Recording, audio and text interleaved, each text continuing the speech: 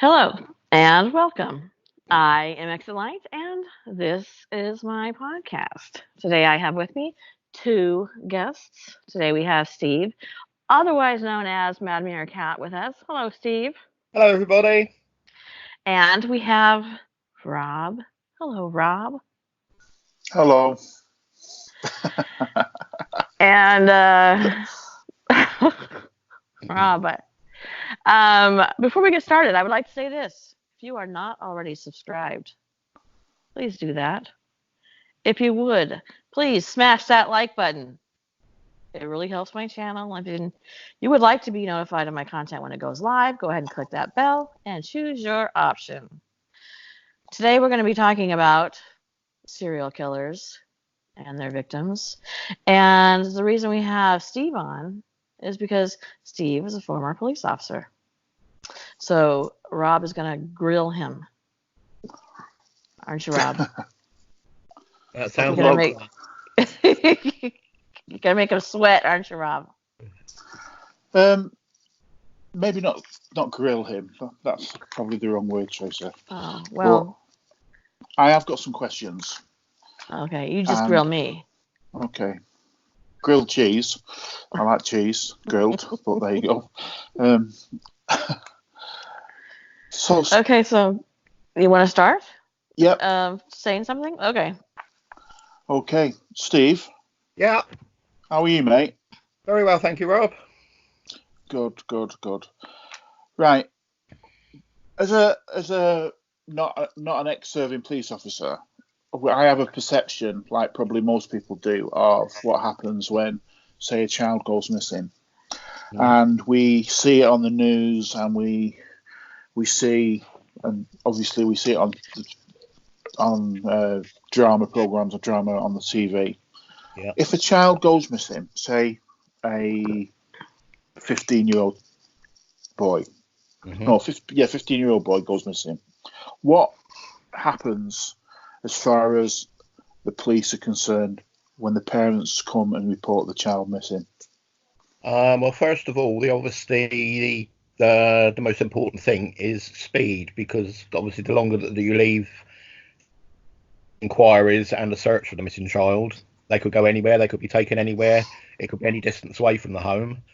But it will first start with the parents. You get a description of the child, a photograph if possible, and you would then get a message out to all, obviously, local patrols and citywide patrols, or even county-wide patrols.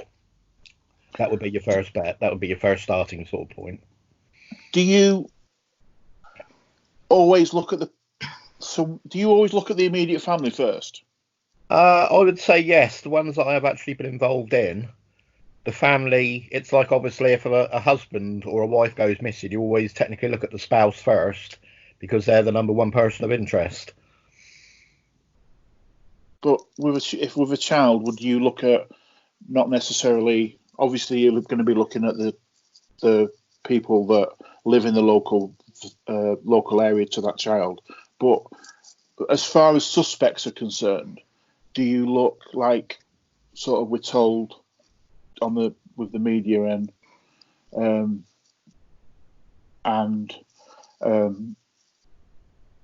movies on the TV? Yeah, the first people we look at are the parents. Yeah, I would say that, because the first people you always look at are the closest people to the actual victim. Because we had a case a few years ago, I don't know if you remember, a girl called Shannon Matthews. Yeah. The mother came when she was supposedly kidnapped. There was a county-wide search, basically a nationwide police search, and they found her being concealed under the bed of, I believe it was a relative, about 100 yards down the road from her house.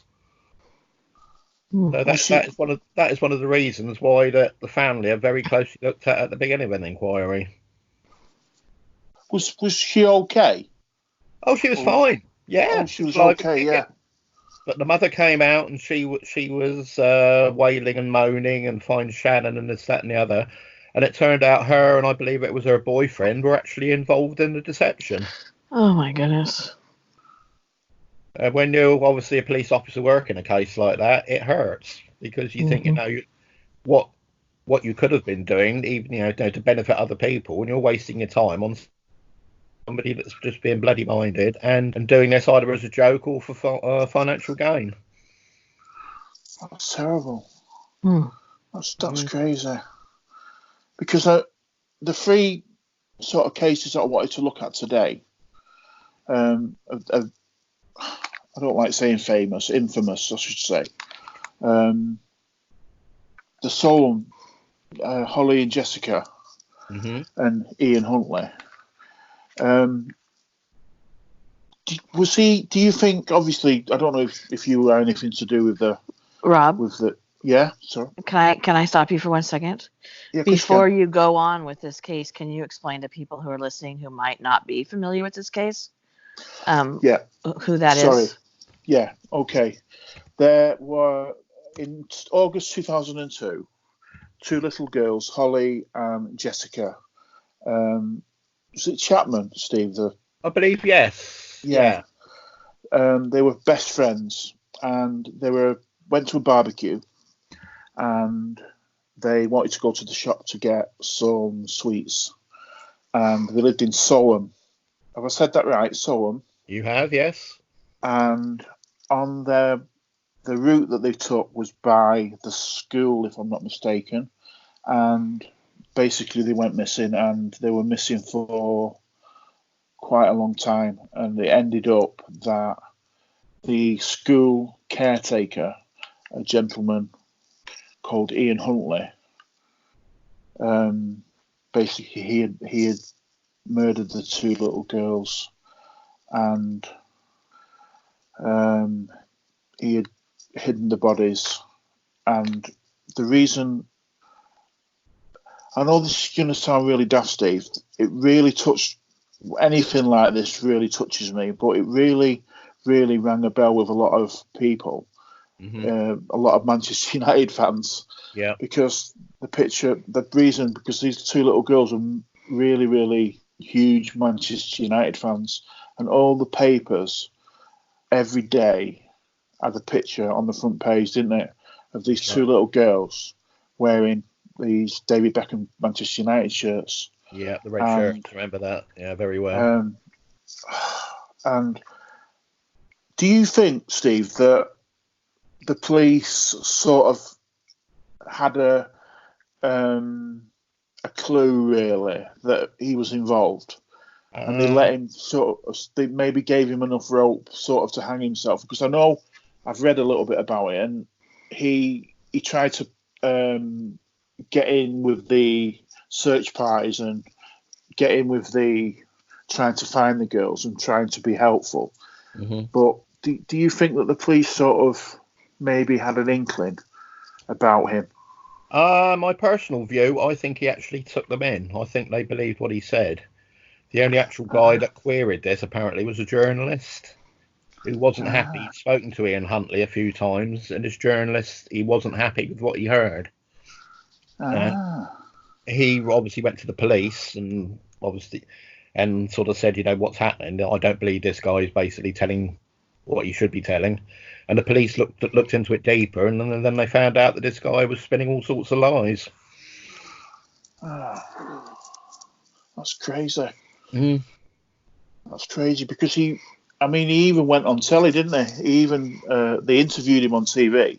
Yeah. And he gave a version of events where he said that he'd seen the girls, and he was out. Did he say he was outside brushing his dog, or?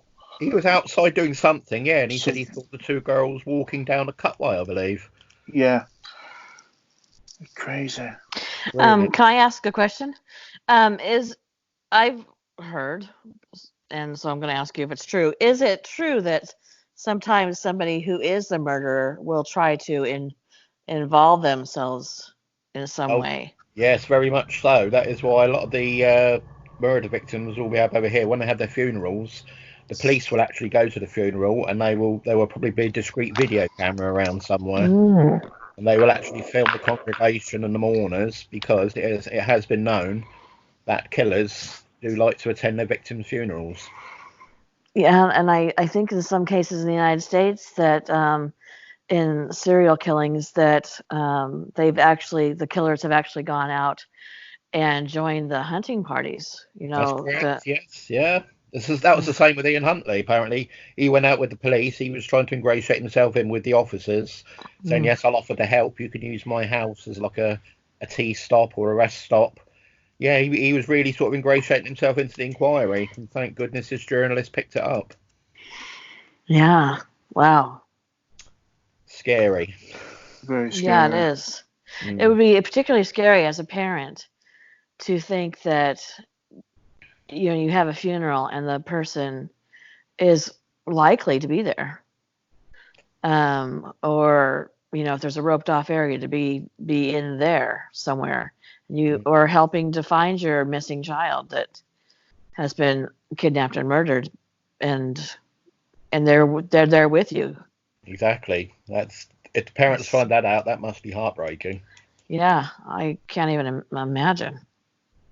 So let's take Ian Huntley, because we're talking about him. Once you've got him in as a suspect, what powers do the police have? How long can they hold him? There was an act brought in, I think it was about 20 years ago now. It was called the PACE Act, PACE. It was called the Police and Criminal Evidence Act. Previously to this, they could be basically held indefinitely. CID could get you in, and you could be held until you cracked. But now you have I think it was 36 hours before you had to be charged or released, or the officer in charge will have to go up in front of the magistrate or the judge and ask for a time extension. I think it's normally about 12 hours.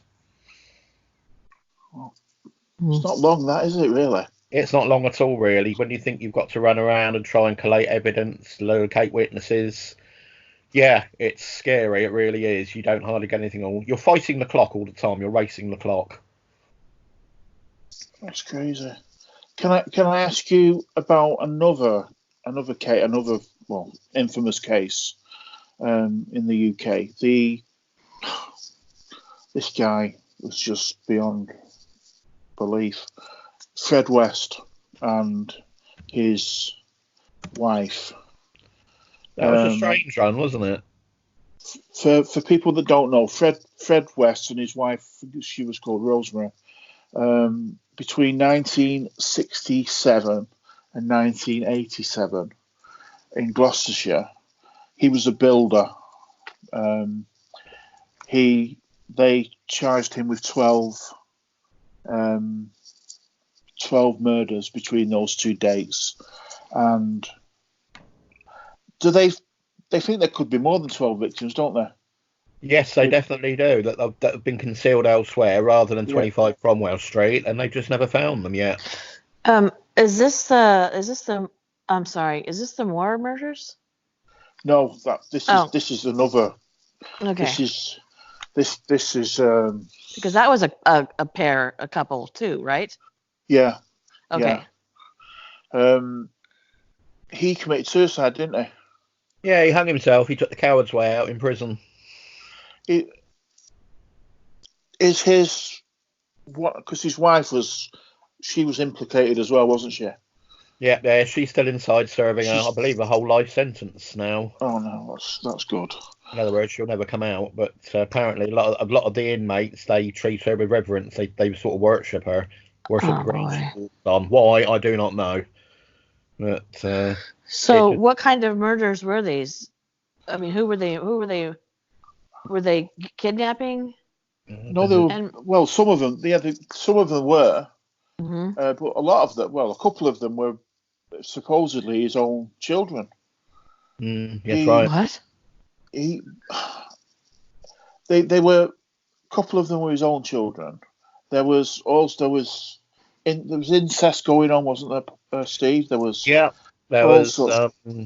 Not sure what you can say on here, but there was rape, bondage, torture, mutilation.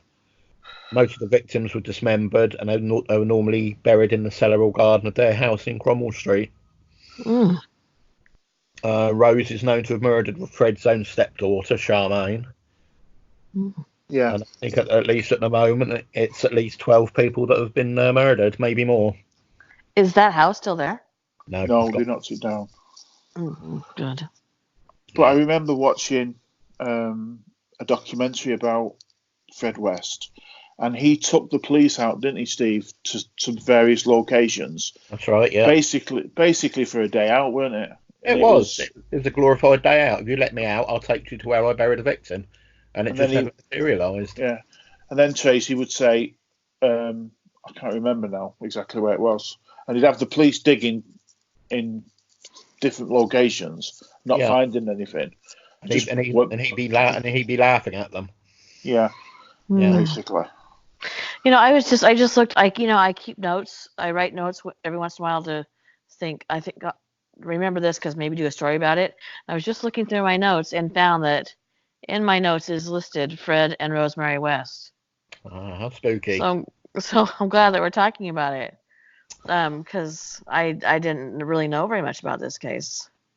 It was a while ago now, but they tried to wipe out. They wiped the house out. That's now gone. Fred West himself, he committed suicide. He hung himself in his prison cell, and you don't really hear a lot about Rose West now. It's gone very quiet about her. If in kidnapping and murder cases like of anybody, children, let's say, is it usual for a spouse if the parent has done it? Does the spouse usually know or not? That's a funny one. I would say, how could you really kidnap your own child without the spouse knowing? Mm-hmm. That's just my personal opinion, though. I mean, somebody must know something. There is no such thing in this world as a perfect crime. Right. Okay, so I haven't ever told this story on here. So I belong to a parenting group, and we all met when we were pregnant with, I was pregnant with Maya. We were all due at the same time. So that was quite a while ago. And there was a member of the parenting group. She was very active. She had several children. And you get to know, as we can tell, even meeting people over the internet, you get to know what you think you get to know them very well, right? Mm-hmm. Yeah. So everybody in this group, there's 200 women. We still talk on a daily basis, and most of us have met, maybe not all of us at the same time, but some of us, And this woman had met several people and had people over to her home, and she told this story about how somebody had broken into her home, and I have to use the word assaulted her. She became pregnant, had the child, and people were all involved in that story. And then one of her children went missing. Okay. It was a 6-year-old child. And so, of course, the police were involved, but the police didn't get involved for about 9 months because she was giving excuses to her family as to, because they were thinking, where is this son? Where's this child? Because he wasn't showing up at family events. He wasn't showing up at Christmas. If they would go to the house, this child wouldn't be there. And pretty soon he's not feeling well and he's at a friend's house start to wear thin. Yeah. So the family called the police. The police went to the house. What ended up happening was that they tore up their concrete basement floor, and they had beaten and tortured this little boy, dug a hole in their basement and put him in there, and then put a concrete floor over it. That's horrific. And, yeah. And they are in prison. They got divorced. She went on to get remarried in prison.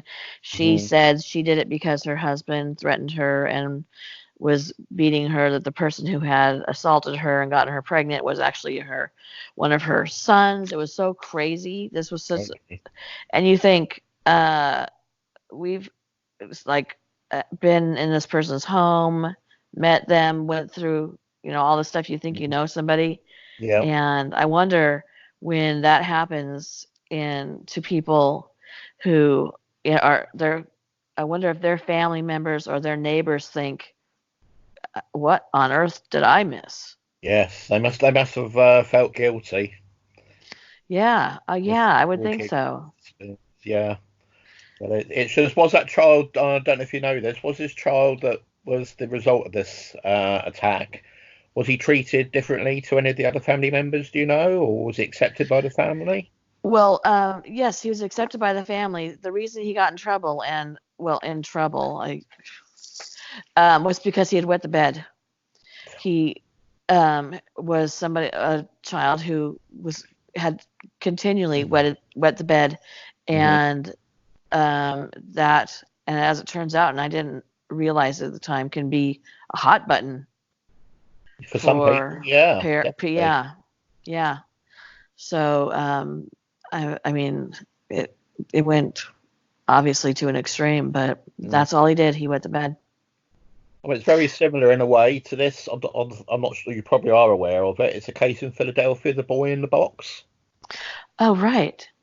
Apparently, they were saying that he was supposedly killed by the lady who was looking after him because she was giving him a bath and he'd just eaten some beans and he actually vomited, made a Mm. mess, and she bashed his head on either the bath or the floor and killed him. That's how the boy in the box got into the box. That's how they think, yeah. Oh, That wow.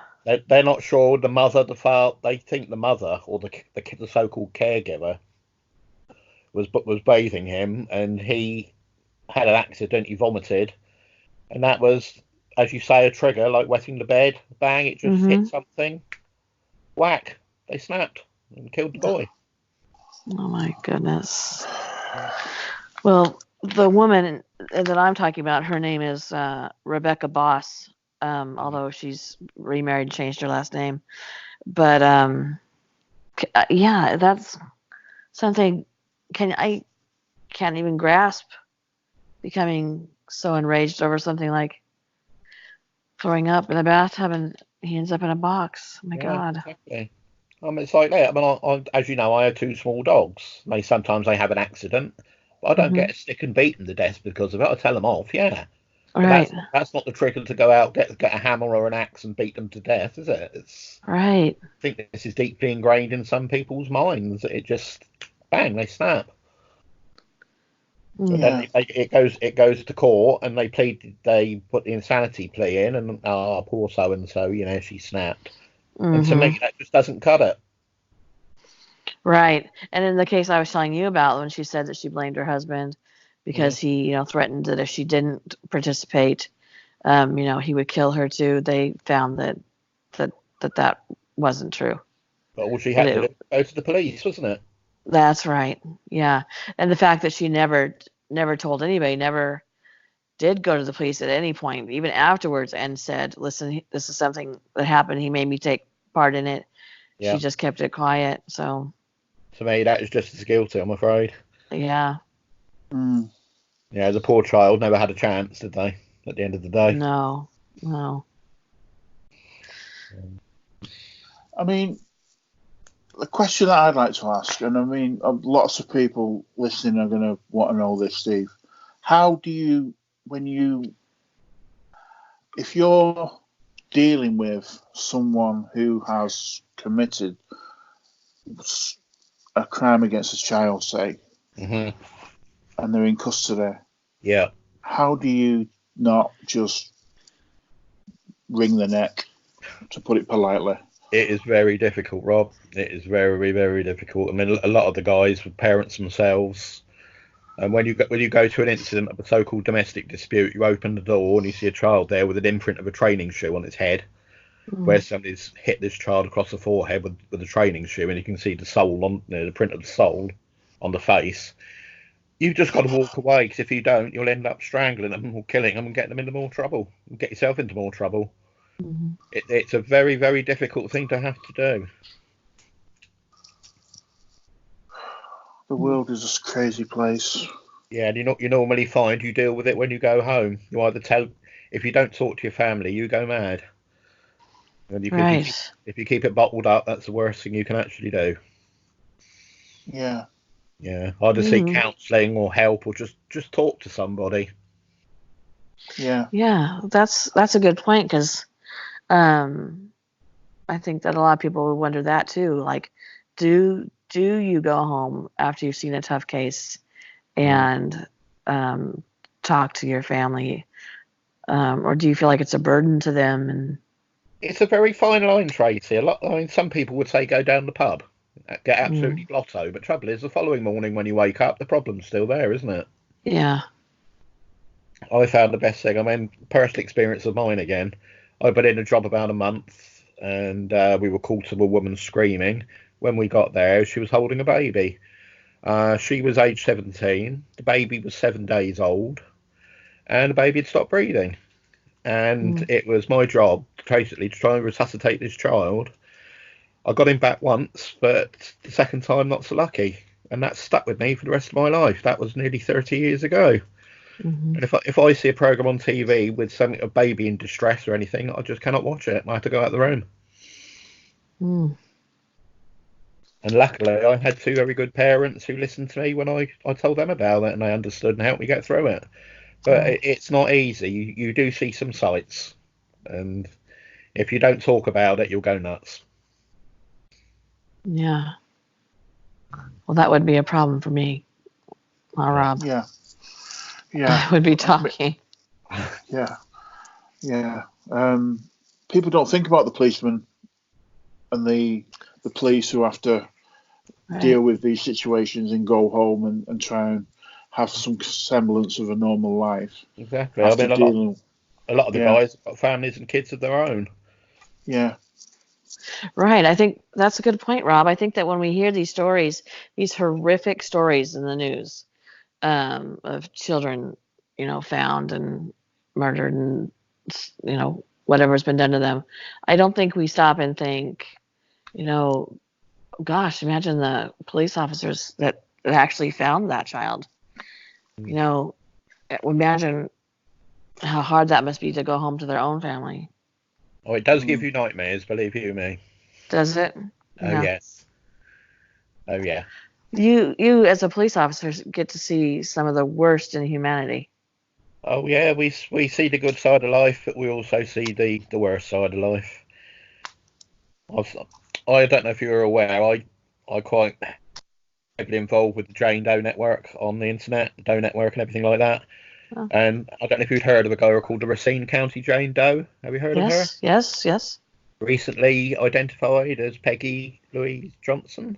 Yes. The abuse that girl went through, Tracy, it was horrific, and that was the only case that has ever touched my life, I would say, that I've heard about on the internet. Really? I had nightmares about it. I really did. What was done to this poor kid. And now, luckily, they've identified her, and they've also arrested her murderer. They really? Oh, yeah, and she was a nurse, of all people. Huh. And so was it somebody she knew that murdered her? Or? No, she was cognitively disabled, mentally disabled, Peggy. And when her mother and brother passed away, she was on her own in the world. And she went to this local clinic for help. And this nurse sort of picked up, and I don't know whether they made friends or not, or what happened. Invited Peggy to live at her house, and then just abused her.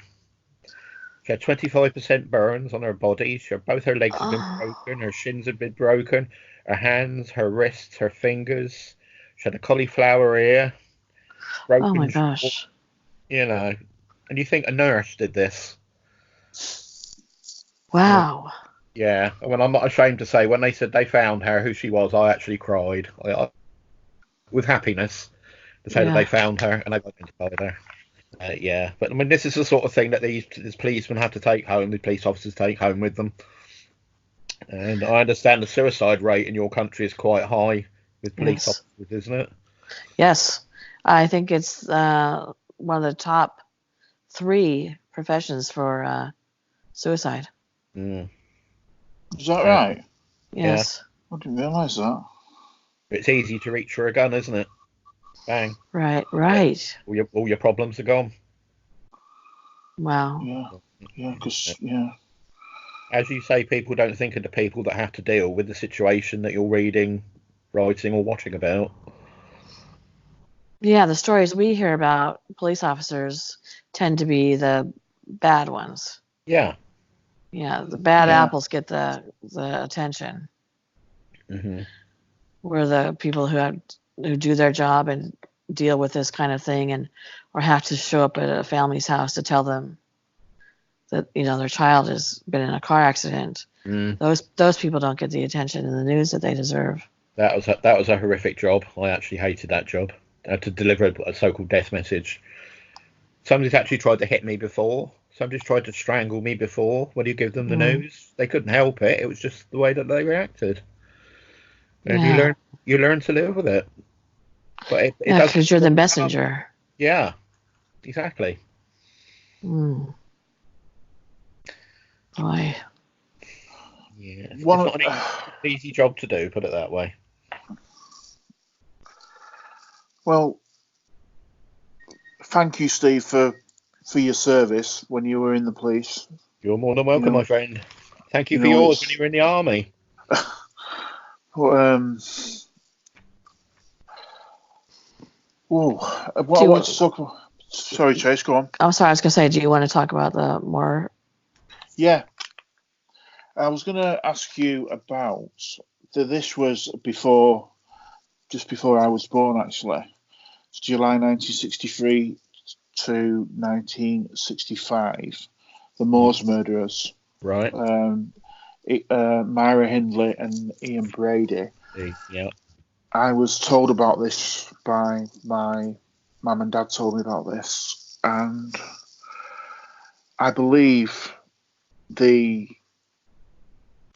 for people that don't know, basically what they did, they abducted, was it a little girl and a little boy, or was it two little boys? I can't remember. I think the first one was a little girl because she went by herself to the fairgrounds to meet her friend. Right, and there's a place up in Manchester called Saddleworth Moor, and they have never found the bodies. They are still missing to this day. Well, they have found a couple of bodies, right? They found a couple of bodies, but then some of them is that true? Is that true, Steve? Have they found? I believe there's still one outstanding. That's Keith Bennett. Keith Bennett, yeah. They found Pauline Reed, John Kilbride, Leslie Ann Downey, and Edward Evans, but the only outstanding one now is Keith Bennett. Right. Have you? I watched a documentary about this, which is how I heard about this. And one of the victims, they videotaped her. You remember? Yes. Yeah. And she's screaming for her mom. Yeah. And it's a recent documentary. Her mother to this day is she gets back. You can tell when her being interviewed, she gets by on alcohol and drugs. Yeah. Because they had her listen to the tape. It's never actually been released, is it? No. Just the police and her have heard it. Let's hope it never is. Well, yeah. Go ahead, Rob. It was played in court, wasn't it? Yes, the only people that have actually heard it were the jury, the people in court, the police, and obviously the solicitors. But it's never been released to the public through the media. It will never be. It's too horrific. It's too horrific. Because it's that bad that the people in court were crying. Yeah. They actually broke down. Mm. I mean, where I used to go training before I was ill, I used to go up on the moor all the time, and it always put that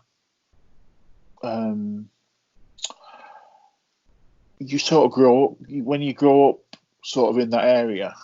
Mm-hmm. It's like, could this be part of the place or one of the places that they went and because there's a little pub just down from the entrance to where they used to go, and supposedly afterwards they would go in the pub and have a drink. Mm-hmm. And it's just surreal, just so I don't. I think I know what you mean. You probably go into that pub and think, am I seeing what they saw? Am I sat where they sat? Or yeah, that's spooky. That couple is fascinating to me because on the first murder, they went up to the moor. Rob, I think that the first murder they committed was a boy. I think you're right about that, because they took him up to the moor, and what's his wife or girlfriend's name? Myra Hindley. Yeah. Well, she realized he left with the little boy, came back alone, and she realized then what had happened, and was, had the normal reaction. But then she ended up being the person who would lure, because it became a sexual thing between them. And she ended up being the person who would lure the children. And then she lured that little girl that had gone to the fair. And another little girl who walked by in a van, a little girl or boy who walked by their van. She would lure them and talk to them and get them comfortable. And she was the one who would kidnap them for him.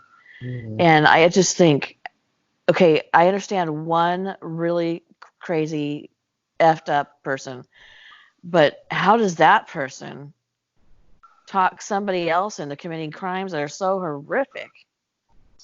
That's one of the things I wanted to. Sorry, Steve, to interrupt you.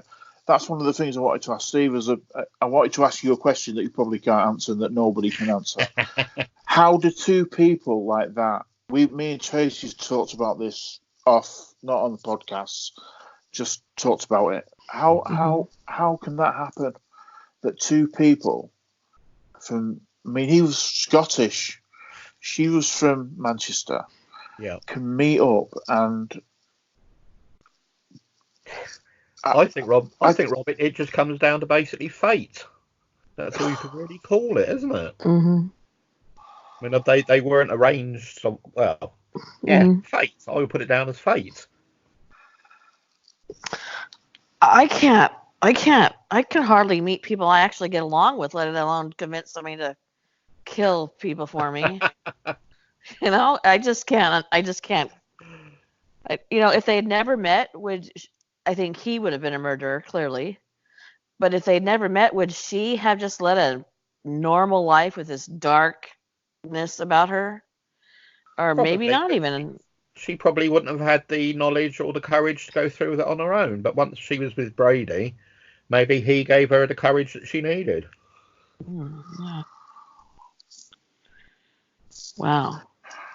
It's so strange to me. I just can't understand anyone that would want to hurt. I can't understand anyone who'd want to hurt a child. But I just can't. It just doesn't compute at all in my head. I just can't, especially having children. It just doesn't. It's a thing you never see yourself doing, isn't it? It's, you think, no normal person would do that. Mm-hmm. Obviously, they're not normal.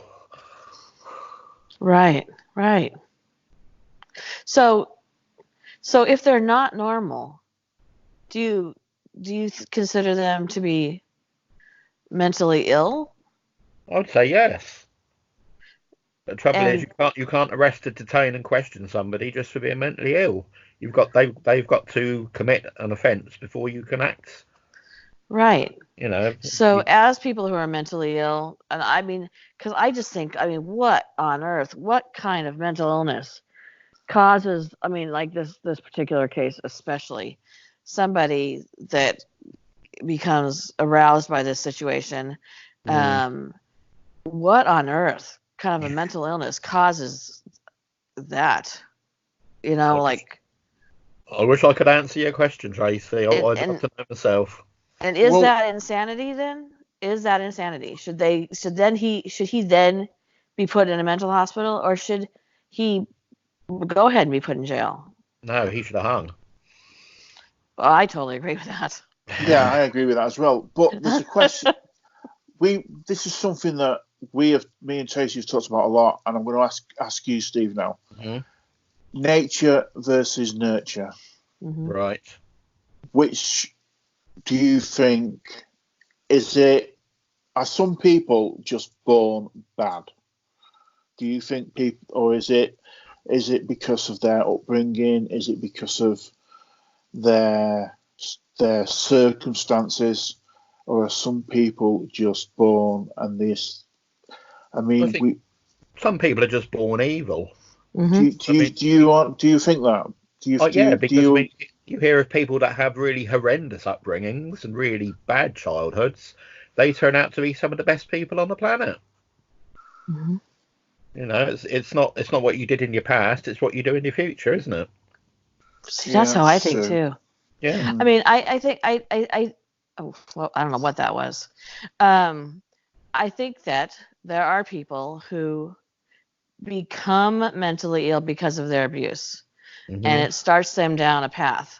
And in that case, I think that it's nature and nurture, because, like you said, a lot of people are abused, and they don't become serial killers or think that kidnappers and abusers. But there's a certain, I think there are people that can be pushed that direction, and maybe if they had a different life, maybe wouldn't be, like John Wayne Gacy. Yeah. John Wayne Gacy was, he led a completely normal life. He Mm-hmm. owned a business. He was a respectable businessman. He was in politics, and he was also crazy at AF. And he had, so he had been abused as a child, but he knew how to be normal. He chose not to be. That was the Killer Clown, wasn't it? Yeah. Yeah. Yes. Yeah, I read all about him. Yeah. So, Jeffrey Dahmer had a perfectly normal childhood. His parents were perfectly normal. He wasn't abused at all. His parents say that he had a surgery when he was 3 to get his tonsils out. After that surgery, he was a different person.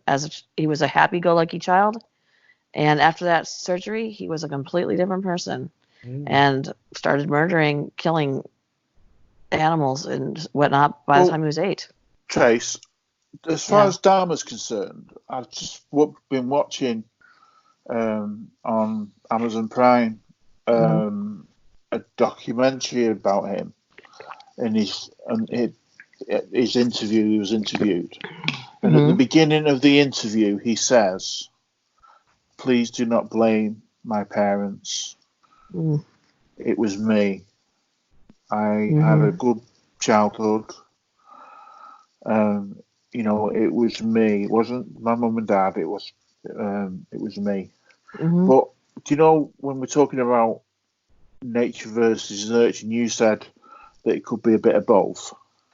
What about? I mean, I don't know if we have talked about this case, and Steve will know about this, about the John Thompson and Venables, the Jamie Bulger, the 2 little boys. Born bad seeds. Yes, definitely. And that has gone 100%. I think that. Yeah. Yeah, they both got off too lightly, in my opinion. A couple of years ago, here there was 3 12-year-old girls. 2 of them took one of their friends into the woods and tried to stab her to death because of an internet meme. I am going to kick myself for not being able to remember this, but that really tall, Slender Man.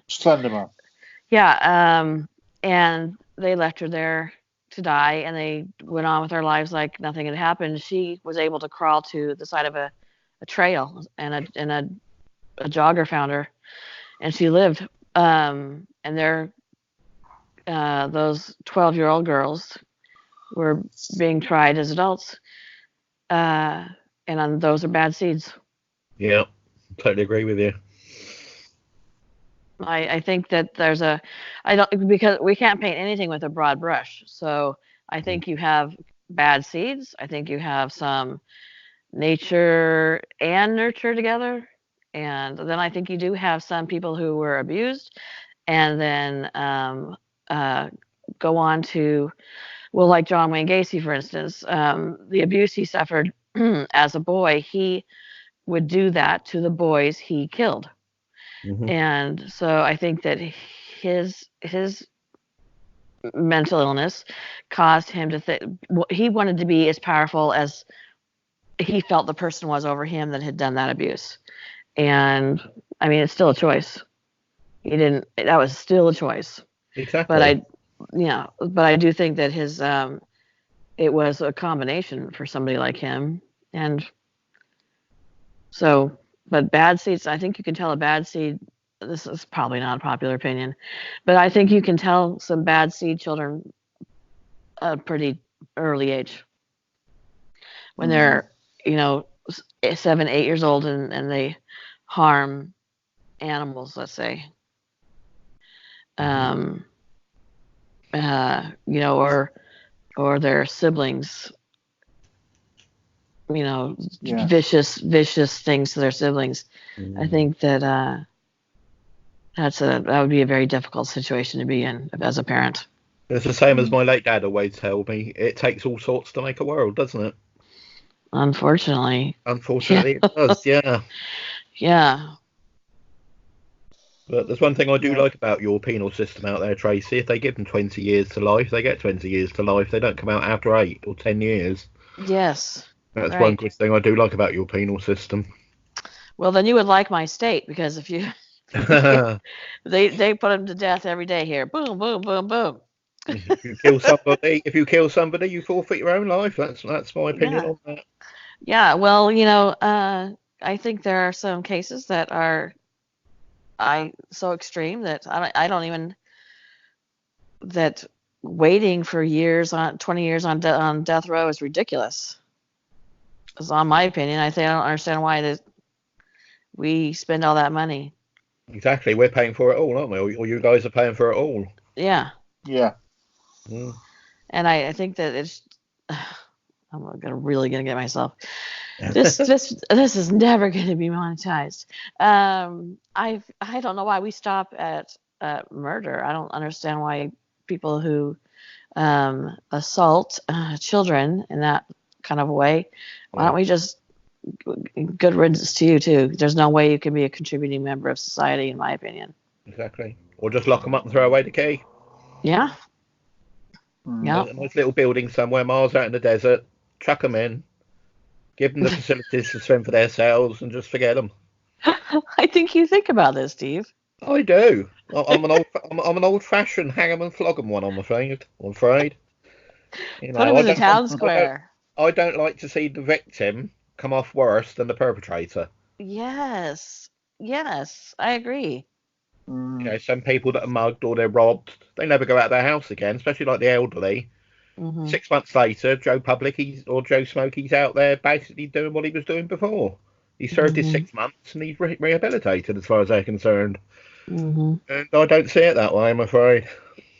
Hmm. Bring back Yeah. the birch and bring back the rope. So, that's me. Rob and I have these conversations, don't we, Rob? Yeah, very much so. Very much so.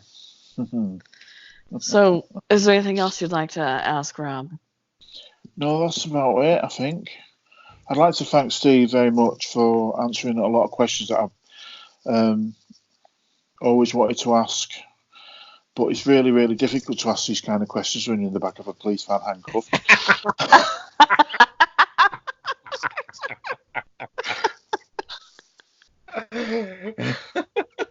That's a good Rob. That's a good mate. Well done. You think They I'm just don't joking? want to hear it.